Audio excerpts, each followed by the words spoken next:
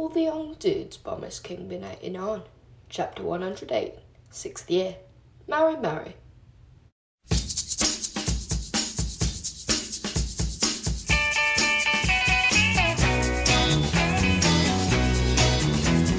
Mary, Mary, where you going to?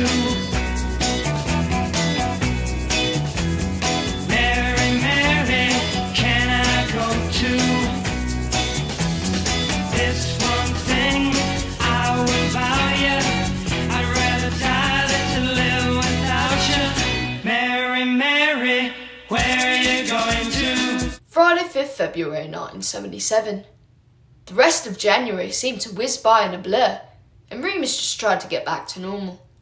The full moon landed early in the month, and Remus threatened to lock the marauders out of the shack if they didn't promise to stay inside this time. Eventually, he knew he would weaken and allow them to begin letting him out again, but he felt that they ought to play it safe, at least for a while. The sudden distance between Remus and Sirius was painful, and made all the more difficult by the fact that their relationship, such as it was, had been a secret all along. Remus resorted to his usual tactic, burying himself in his studies, while Sirius absorbed himself in Emmeline. He was sulking, Remus knew, and for once he didn't blame him. The whole messy situation only proved to Remus that they had to put a stop to it as soon as they could. It was becoming impossible to stay friends, and they needed to be friends before anything else. The problem was, Sirius hadn't come to him at all since the night they'd slept in the common room.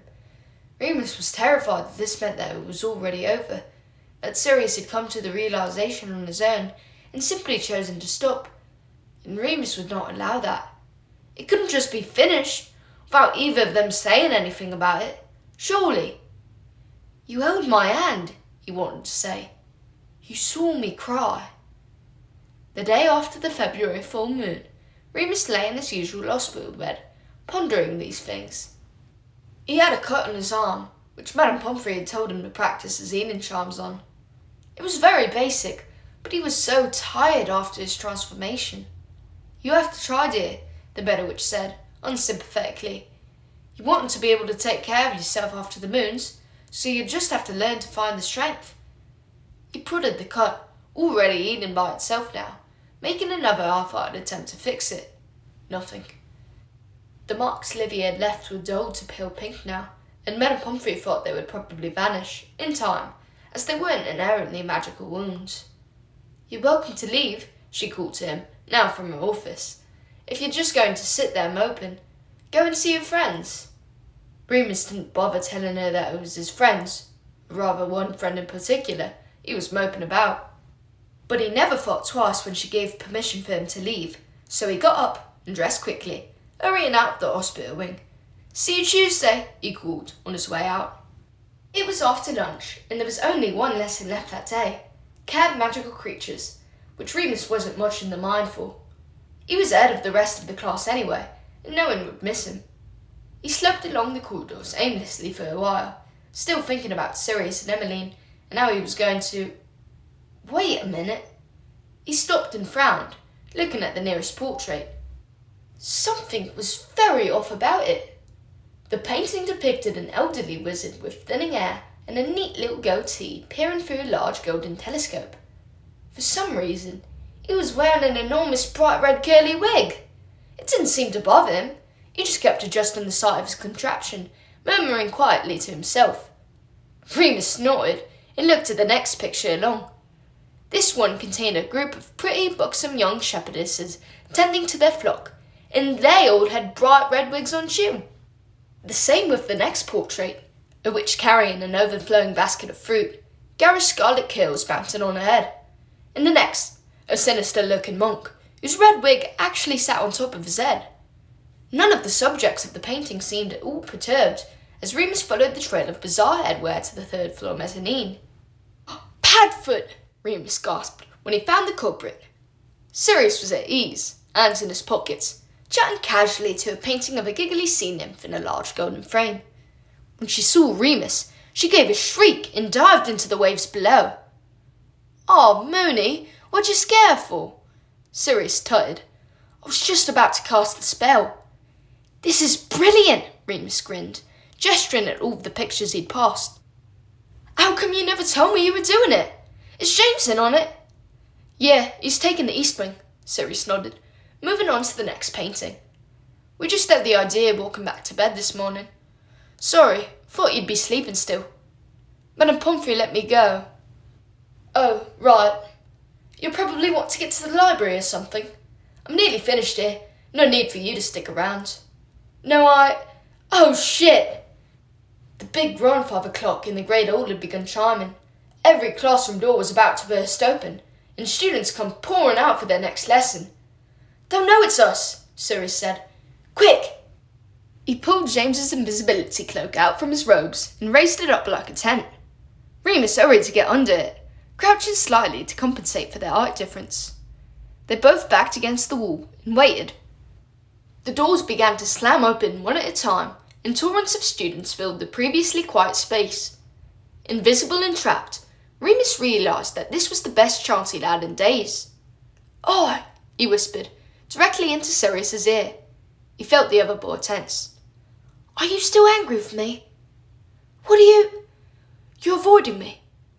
"No, I'm not," Sirius pushed back, suddenly, as the third-year girl came a bit too close. He backed straight into Remus's chest, so their whole bodies were now touching, practically. "James said to give you space," he murmured. "And you left me out of the Hogshead mission, even after we'd said we'd go together." "It wasn't a mission," Remus whispered, struggling to keep his voice low. People were noticing the vandalised portraits now, pointing and laughing around them. "And I never agreed to go together." "Well, I sent the message that he wanted some space," Sirius shot back. He turned around so that he could whisper into Remus's ear too. They were still touching in some places, trying not to in others. "I'm sorry, okay?" Remus replied. "I didn't think you'd take it so hard." "I'm not taking it hard," Sirius spluttered, mortally offended. "You make me sound like..." "Like what?" Remus challenged. He could feel Sirius begin to pull away, so he kissed him. Fuck it. Thankfully, Sirius kissed him back, and as the hall was emptied once again, the noise slowly petering out, the two boys hidden in plain sight under the cloak were completely oblivious. Finally, Sirius did pull away, and Remus allowed it.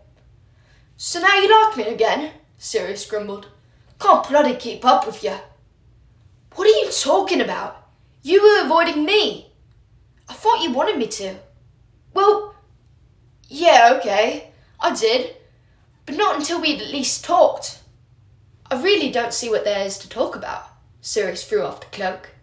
His hair fell softly back into place, where Remus's was abuzz with static until he smoothed it down. "We're either doing, or we're not." "God, I love arguing with you," Remus thought, feeling the heat flare up his neck, desire for Sirius just about burning him up. "I could argue with you forever." "So," Sirius said, backing away from Remus, knocking him out of his lustful haze. "Which is it?" "Well, it's a bit unfair to ask me that right now." Sirius bit his bottom lip and cocked an eyebrow. Remus just about died. "Come on then," Sirius jerked his head, moving towards the nearest staircase. "I'm bunking off divination. Dorm's empty." Thursday, 10th February 1977. What a mess. By the end of the next week, they were basically back to the beginning again. No talking, just touching. Sirius went out publicly with Emmeline, and at night he crept into Remus's bed, provided the coast was clear, of course. Sirius was nothing if not discreet, in this case at least. Conversely, Remus was finding that part more difficult than ever. A few months ago, it would have been fine. It had been fine. Just another secret to add to the list, another part of himself that he mustn't let others see. But a lot had happened since then. Lily knew he was a werewolf, for example. That had been a surprising relief. Sharing the secret with her had been a good thing. He was quite sure. Then there was Christopher, so courageous and bare in his soul, and all Remus could offer back were half-truths. When it came down to it, Remus could face a vicious killer in a dark alley, could make demands on Dumbledore himself, but he could not say no to Sirius. A real bloody mess. In one moment of utter weakness, Remus even found himself nearly confessing everything to James. They were in the library, looking for some obscure Defense Against the Dark Arts textbook, when Potter brought up Valentine's Day, which was looming. "I'm asking Evans to Hogsmeade this weekend, obviously," he said, cheerily. "She'll say no, for tradition's sake, but I'm winning her over. I can feel it." Remus sighed, running his finger along the supple leather spines of the ancient texts. It wasn't that he wanted to celebrate Valentine's Day. It was a stupid, girly day which he wanted nothing to do with. But he resented everyone else wanting to do things for it. "And Wormtail actually asked out Dorcas Meadows," James laughed, crouching down to check a lower shelf. "Can you believe that? Sometimes I think he's got more guts than any of us." "Who's Dorcas Meadows? You've met her, haven't you? Hufflepuff in our year." Remus shrugged. "I suppose Sirius has taken Emmeline to Hogsmeade," he said. "Yeah, I expect so," James replied, pulling out a book and opening it to check the index. "Or another one of his many exorbitant fans, if she dumps him before then." "Humph. What?" "Nothing." Remus shook his head, picking up a book at random and pretending to read it. "Not being a wee bit judgmental there, are you, Moony?" James wheedled, grinning. "No, of course not." Remus fought to keep a straight face. "Pedford can do whatever he wants, but don't you think he's... I don't know, it's a bit much, all these girls. Like he's showing off." "It's not loads of girls. He's been with Emmeline since December, hasn't he?" "January," Remus replied, archly. "He was single over Christmas." "Well then, that's fine. The rest are just flirting. He's always liked attention." "Yeah, but... Look, you just need to let Sirius be serious. He's a bit of a twat sometimes, but he's had a rough time of it. Let him enjoy himself if he wants."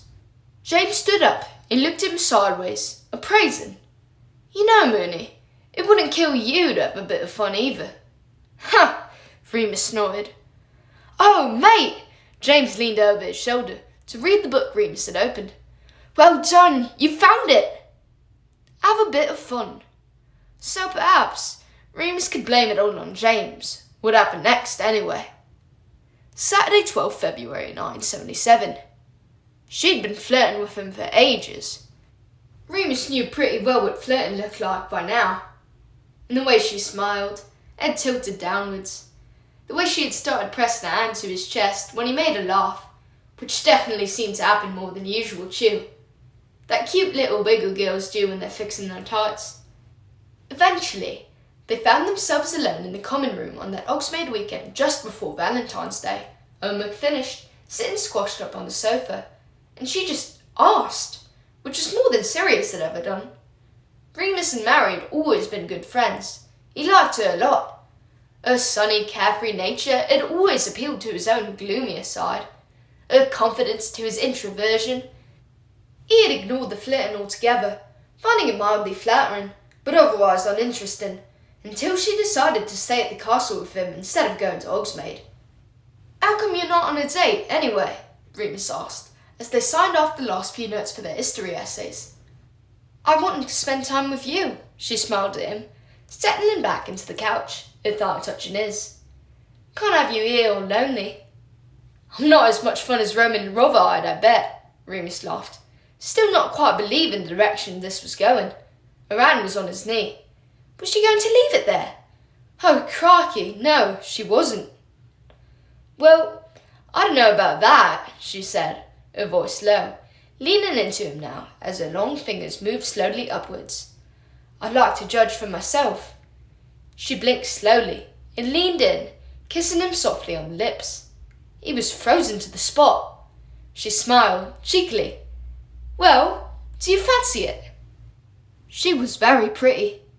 He wasn't as close to her as he was with Lily, so really, he reasoned, where was the harm? Whatever was going on with Sirius clearly didn't mean neither of them could look elsewhere. And if Sirius could do it, then so could he. Only fair. He led her upstairs. "You're lovely," she whispered, lying on his bed, eyes dark. All things said and done, while Remus was certainly glad to have had the experience, He didn't think it was something he was much interested in repeating. Sunday 13th February 1977. Only a day after the Mary experiment, Sirius was back. It was mid-afternoon, but James and Peter were both in the library studying for an upcoming Muggle Studies exam. They began, but it seemed to stop. He sniffed the pillow. "Is that... smells like..." he inhaled again. "Mary's perfume." "Yeah," Remus replied, uneasily. He had just removed his shirt and was feeling exposed already, not sure if they were stopping altogether or just making casual conversation. "She was here yesterday." "Oh, right. You and her?" "Well, it was just a one-off sort of thing. Is that... okay?" "Yeah." Sirius's eyes clouded over slightly, as if his mind was working extra fast. "Yeah, of course. Good for you, mate.